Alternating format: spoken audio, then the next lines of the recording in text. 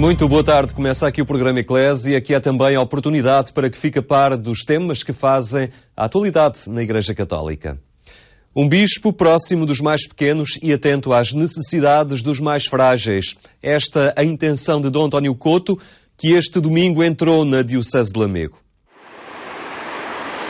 Ninguém entrava indiferente em Lamego. O cartaz recordava a importância do dia. A cidade aguardava o seu novo bispo. Todos os que se iam juntando no adro da Sé confirmavam a expectativa naquele que assumia a Diocese, o novo bispo de Lamego. O Sr. Bispo é uma graça de Deus que vem até nós. Portanto, já tínhamos tido 15 anos, passou, portanto, a idade e esperamos um bispo que nos leve até Deus. Eu espero que, pelos vistos, é uma pessoa muito aberta, por isso espero que vai contactar muito com as pessoas, porque hoje acabei de ouvir na Rádio Renascença e ele disse mesmo isso, que queria contactar com as pessoas, ver-lhes o rosto. Por isso eu espero isso e isto é uma imagem para mim. Por isso este rosto significa que vai ser uma pessoa muito próxima de todos nós, sobretudo daqueles que mais necessitam, porque de facto hoje temos que dar muita atenção a todos os que estão em dificuldade económica e eles têm com certeza esse grande objetivo. Uma boa notícia para a Diocese de Lamego estar aqui presente nesta alegria em igreja, em comunhão e partilha, tê-lo como pastor desta igreja de Lamego e participar também deste momento, momento que é importante na vida da igreja, na vida do Sr. Dom António, e sentimos, somos missionários,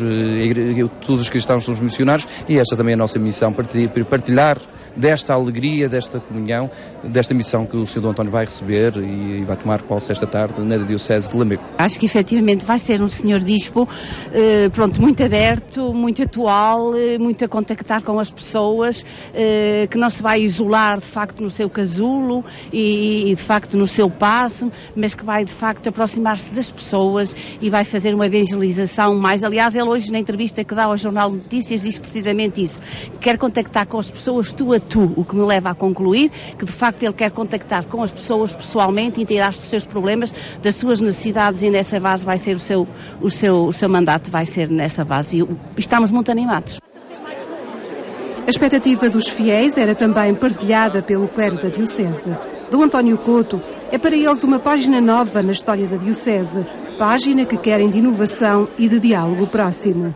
Uma lufada de ar fresco, uma maior relação, uma relação intensíssima com o clero, dar-se conta dos nossos problemas de uma diocese de interioridade com a desertificação, uma remodelação de estruturas em muitos aspectos, principalmente a nível paroquial, porque graças a Deus temos muito clero, mas temos poucos paroquianos e muitos lados.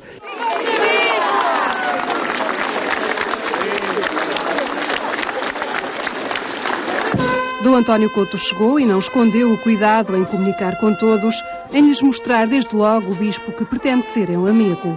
A prova do bom relacionamento entre as autoridades civis e religiosas foi também sublinhada pelo gesto da entrega das chaves da cidade. Porque os donos da casa têm sempre uma chave para nela entrar, quero oferecer ao Sr. Dom António uma réplica da chave da cidade de Lamego, porque hoje esta cidade passa também a ser sua e queremos que nela se sinta em casa.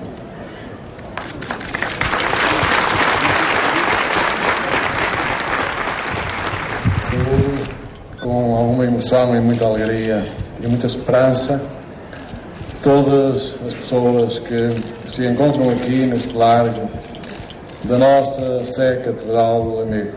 A todos, o meu abraço fraterno e muito obrigado pela vossa presença.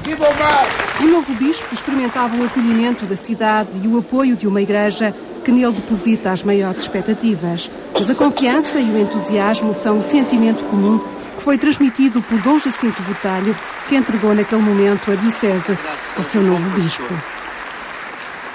Até laudamos, porque o vislumbrado e florido ramo de amendoeira é a certeza da esperança que o nosso novo bispo, Dom António Couto, nos traz. Seja bem-vindo. Pode contar também com os seus diocesanos. Dom António Couto aproveitou a ocasião para recordar a novidade que a Palavra de Deus representa em cada instante e para lembrar que não há crise nem angústia que cale a força do Evangelho. Queridos filhos e irmãos, pais e mães, que Deus me deu nesta dorida e querida Diocese de Lamego. Quero muito ver o vosso rosto, à maneira paulina. Já sabeis que trago notícias de Deus e que conto muito com cada um de vós para levar a todos os lugares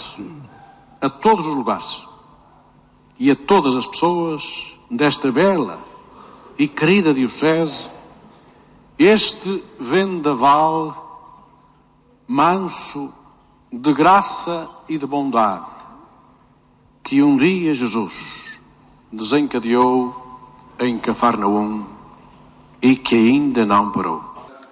Assim, e para Dom António Couto, Lamego é também Cafarnaum, ou seja, a terra que se espanta com a novidade de Jesus, com a ousadia da sua proposta, e o Bispo é aquele que a deve revelar. As perspectivas atuais da doutrina social da Igreja mobilizaram a reflexão dos sacerdotes das dioceses do sul do país. Foram as jornadas de atualização do clero que, ao longo de 4 dias, apontaram caminhos para enfrentar a difícil situação económica e social que a Europa enfrenta. Évora, Beja e Algarve, 3 dioceses cujo clero se reuniu para olhar os itinerários apontados pela Igreja, diante da realidade económica difícil e de uma condição social onde não faltam situações dramáticas. Os sacerdotes estão na primeira linha de embate destas realidades. É à porta dos centros e casas paroquiais que muitas mãos vão bater em busca de auxílio. E perante isto, importa atualizar o conhecimento da doutrina social da Igreja. A Igreja tem uma dimensão sociocaritativa que não pode de forma alguma secundarizar e sempre se tem sentido preocupada com esta dimensão e o nosso grande desejo é podermos melhorar a resposta que vamos dando aos múltiplos problemas que nos batem à porta. Muitos problemas se resolvem com a união, tendo alguns objetivos, as pessoas unindo as suas forças, estando coesas e unidas, e é isso que nós aqui tentamos também concentrar a nossa reflexão nestes problemas, nesta problemática. A doutrina social da Igreja tem grande sabedoria e pode nos ajudar então também a dar o nosso contributo para a solução dos problemas do nosso país e do nosso povo. No ano passado, reuniram no Algarve e a atenção centrou-se então na crise. Um ano depois, preferem olhar os itinerários que permitem ultrapassar alguns dos seus efeitos e que assentam na doutrina social da Igreja. E de facto, verificamos, já no penúltimo dia, que a aposta feita foi muito oportuna, visto que os temas que nos estão apresentados estão a corresponder às nossas expectativas. A escolha dos palestrantes dos conferencistas foi também muito acertada, porque são pessoas que dominam muito bem a matéria, têm-na muito bem refletida e têm uma capacidade de expor muito flexível, são muito flexíveis, dada também a experiência que eles já têm. A iniciativa tem por base a organização e o trabalho científico do Instituto Superior de Teologia de Évora. É já o 5º ano e o interesse é crescente. Nós temos-nos encontrado sempre entre 60, 70 e até às vezes mais. Há alguns que não estão durante os 3 dias e portanto, o interesse é evidente e no final de cada encontro eles dizem para o ano voltamos-nos a encontrar.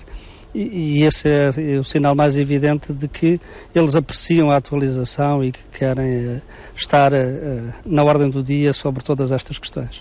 Marciano Vidal e Martín Carbarro Núñez estabeleceram o essencial da dimensão formativa, mas estes sacerdotes puderam também escutar a reflexão de José Roquete ou do presidente da UGT, João Proença, que ali se deslocaram para partilhar a forma como leem a realidade e a pertinência da doutrina social da Igreja no atual momento. Iniciamos hoje uma rubrica centrada na doutrina social da Igreja e nos horizontes de esperança que esta aponta para a realidade social e económica em que nos encontramos. Imelda Monteiro conversa com dois convidados que aprofundam o seu entendimento da situação que atravessamos e da importância que para ele representa a doutrina social da Igreja.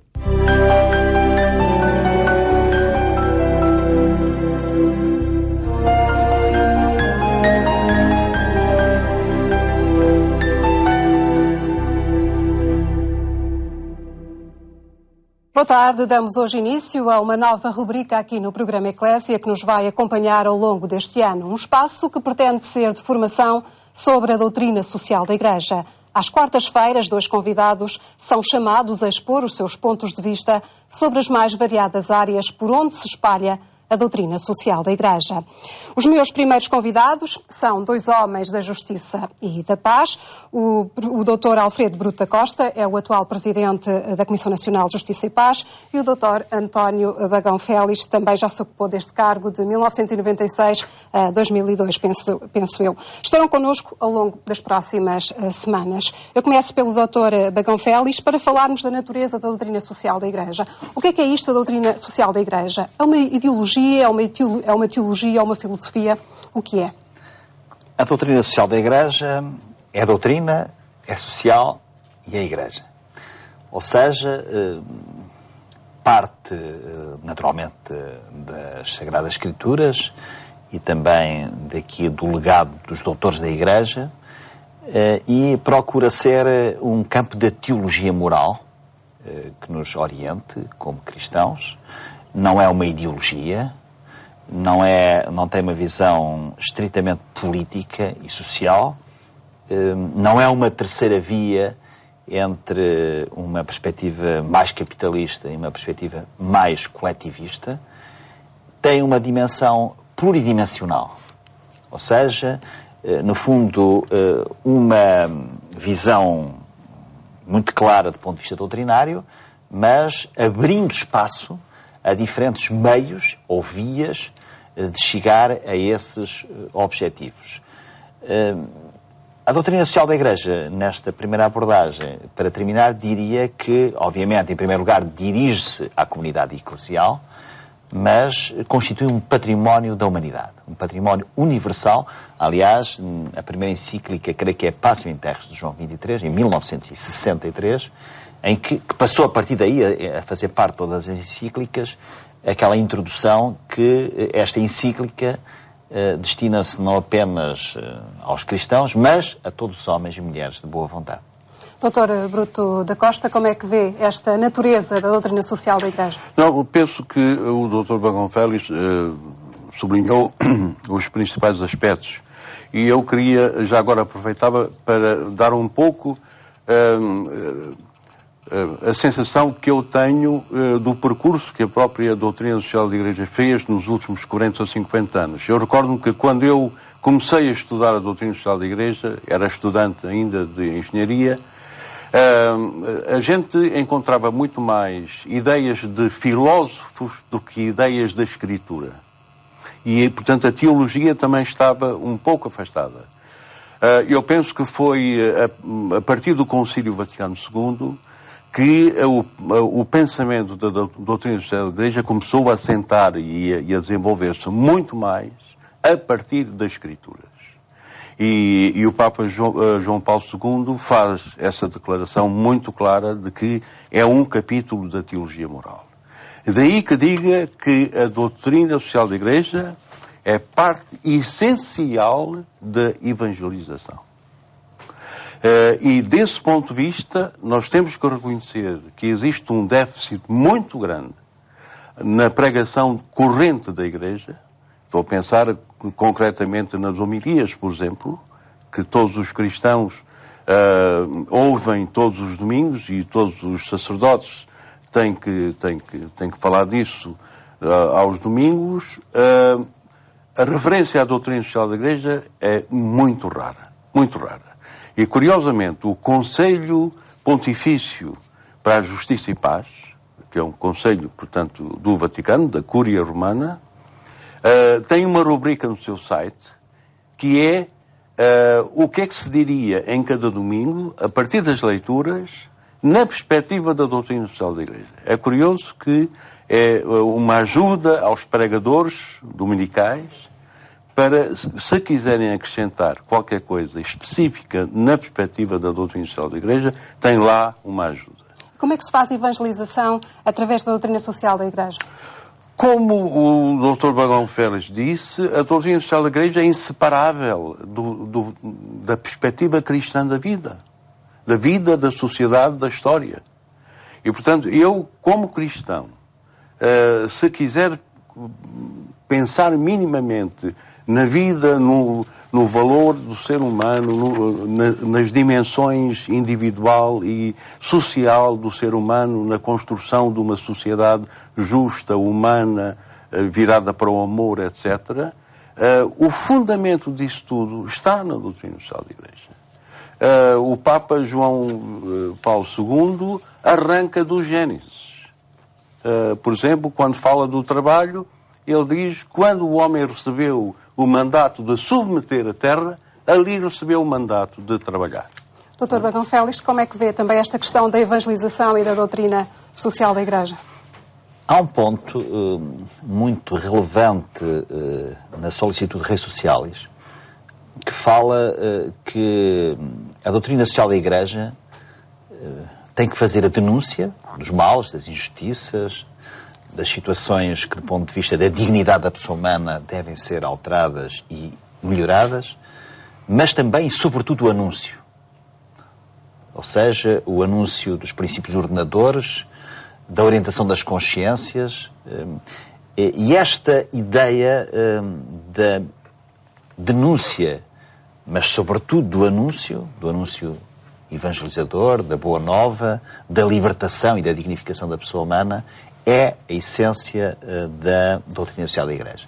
A doutrina social da Igreja, repare bem, além de mais, está sendo construída, está sendo consolidada, e nesse aspecto eu permitia-me convidar os nossos ouvintes a ler ou a reler uma das mais notáveis encíclicas, curiosamente a última, Caritas in Veritate, de Bento XVI, que consegue, da esteira da Popularium Progresso, de Paulo VI, mas consegue dar uma visão notável do que são hoje os principais problemas, os principais desafios e também as principais soluções, não soluções técnicas, ou partidárias, ou políticas no sentido estrito do termo, mas soluções com a amplitude própria de quem se preocupa com o homem do futuro e não com o homem do instante, e esse é outro traço fundamental do que eu considero ser a doutrina social da Igreja. Só mais um ponto: a doutrina social da Igreja, na sua natureza, é, por natureza, multidisciplinar.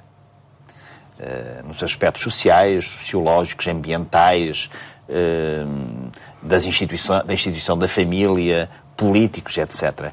E é esse conjunto ordenado, esse conjunto construindo e lendo os sinais dos tempos, que é, sem dúvida, um importantíssimo património, repito, como eu disse há pouco, para a humanidade e para o seu devir.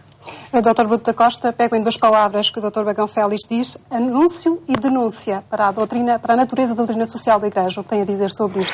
Tenho a dizer só uma coisa, é que quer a parte do anúncio, quer a parte da denúncia, entre nós, tem um meio termo que é preciso também ser salientado, que é do conhecimento incompleto e superficial da doutrina social da Igreja.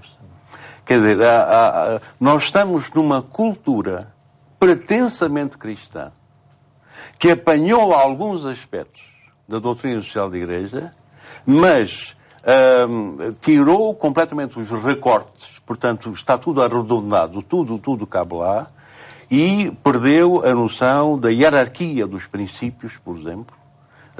Há uma inversão de certos princípios, teremos a oportunidade de ver. Mas isso é culpa de quem? Dos próprios agentes da pastoral da Igreja? Em parte porque a Igreja, como disse, a nível universal, tirando os papas, a partir dos episcopados e depois incluindo o clero, não aprofundaram suficientemente.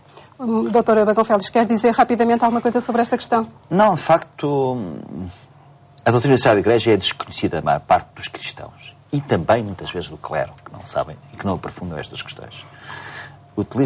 Estava a ouvir o professor Alfredo Moura da Costa e estava-me a lembrar de uma frase a propósito da Caritas in Veritate, que foi escrita, que salve por o padre Tolentino Mendonça, que era um verdadeiro manual para o desassossego. Ora, essa ideia de inquietude, do inconformismo,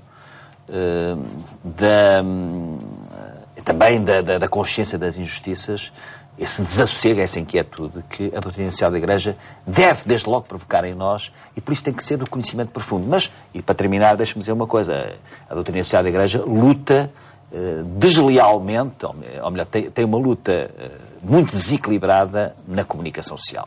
Sai a Caritas in Veritate ou outra qualquer encíclica, por exemplo, documentos fundamentais, independentemente de ser cristão ou não, para serem refletidos, para serem aprofundados, para se concordar ou discordar, admito que sim, não abrem telejornais, só servem de rodapé da notícia nesse dia e depois desaparecem. Mas nós vamos tentar colmatar aqui esse problema neste espaço que ao longo deste ano vamos analisar estas questões da doutrina social da Igreja. Muito obrigado a ambos por este primeiro programa. Voltamos a falar de doutrina social da Igreja de hoje a 8 dias. Até lá, fique bem.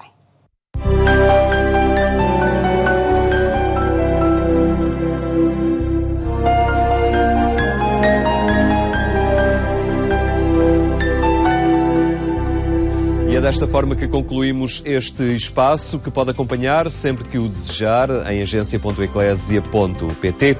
Tenha então uma boa tarde e até amanhã, se Deus quiser.